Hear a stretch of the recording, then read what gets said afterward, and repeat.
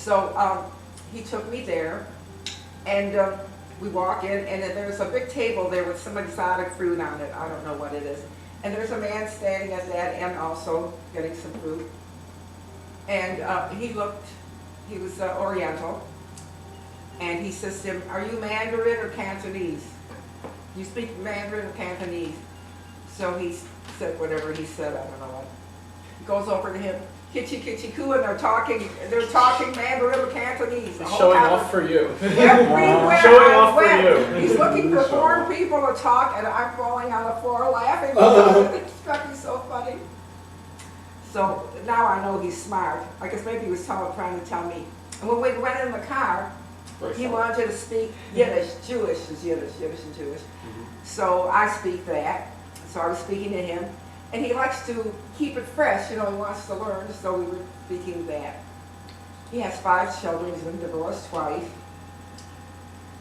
Not too good as prospect, huh? Very nice and very intelligent. But I didn't like the way he was dressed. And I'm not interested in it, I'm not interested. And so then, we drove around a bit, and he took me home, I didn't invite him in.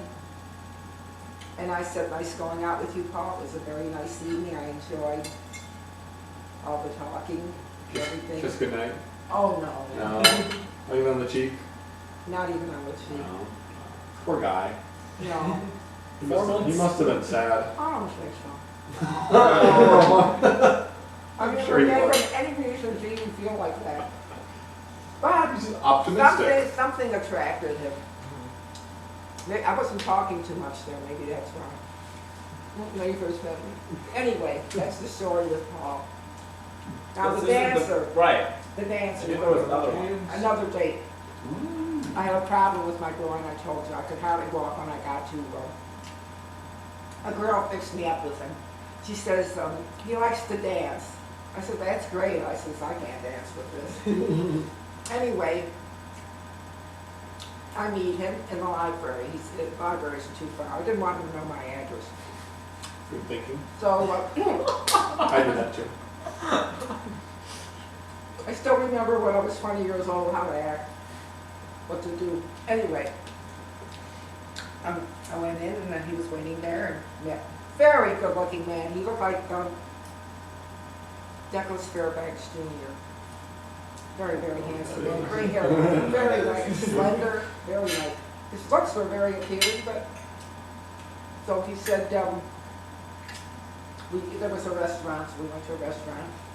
We were talking, and he said, "Would you like to go out dancing sometime?"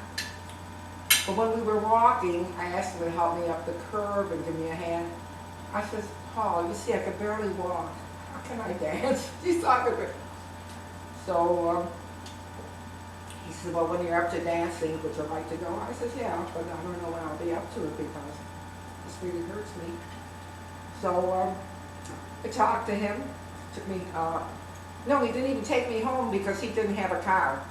He was kind of stingy. The girl that introduced me to him said, "He's good looking, he's a good dancer," but she says he's a little tight because he used to bring another girl to the dance, but he didn't bring her. He'd meet her there inside, where you don't pay. When he's already paid, he's inside. So then she'd have to pay at the door and go inside to meet him. That's a real great date. So I said, "No, that's nice. I don't need him to pay for me. I don't want to go with him," and that was that. That's my second date. Then I met a man in Detroit, a chiropractor. Somebody used to, they were learning how to dance. This group was learning how to dance. She said, "I want you to meet him. He's a very nice man." I said, "I'm sure he is. But I don't want to meet anybody. Come on, you'll meet him." So I meet him, and he likes to dance, but at that time I was a little younger and I wasn't sick. So I was dancing with him. Do you know that I got a whole treatment? He was running his hand up and down my spine. It felt so good. I felt like saying, "Forget the dancing. I'm going to sit down and give me a good treatment." So this is when you're old and you get dates. Not too cool. But a lot of women do it. Which She one dates took you more to than I the do. bowling alley? The one that was cheap. Oh. Yeah, after that we went to a bowling alley. Because you wanted Cheap coffee, and dancer. that was the only place to get coffee. Yeah, we had coffee and then he also played snooker. I think that's a kind of a form of